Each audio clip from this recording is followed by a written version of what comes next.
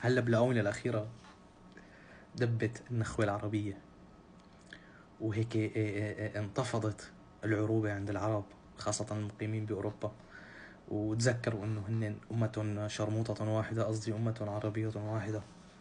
بس هيك على وقت فلسطين، لما سوريا كانت تنقصف من 15 سنة وما ضل حدا أجنبي وما دخل فيها وراح بده يجاهد، ما حدا تذكر، ما غمضوا عيونهم. لما الحسكة والقامشلي ماتوا من العطش، ما حدا انتكش، ما حدا جاب سيرتهم أساسا.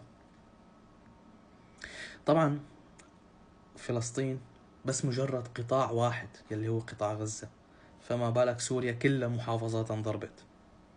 الجيش التركي فات لنص سوريا وقتل وهجر السوريين، ما حدا حكى. عملوه أمير مؤمنين العرب. ليش؟ وين كنتوا؟ بشو أحسن هلا بالوقت الحالي القضية الفلسطينية بشو أحسن من القضية السورية؟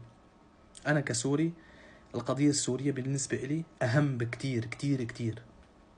هنيك راح أولاد وهون كمان راح أولاد، انقصفوا بيوت وهون كمان انقصفوا بيوت، تهجر عالم. هنيك لا، هنيك ما تهجر عالم، انتبه، هنيك ما تهجر عالم. الفلسطيني القاعد بفلسطين عايش ملك أحسن من السوري عايش بسوريا. يعني متمني انه هيك المؤيدين والمعارضين يتفقوا على شغله وحده، انه يروحوا يطبعوا مع اسرائيل. يعني ما فيها شيء، مثلكم مثل السعوديه، مثل المغرب، مثل مصر، مثل كل الدول العربيه.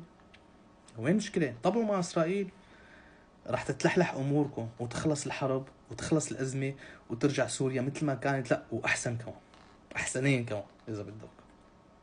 ايه طبعوا مع، وين المشكله؟ انا كسوري القضيه السوريه اهم.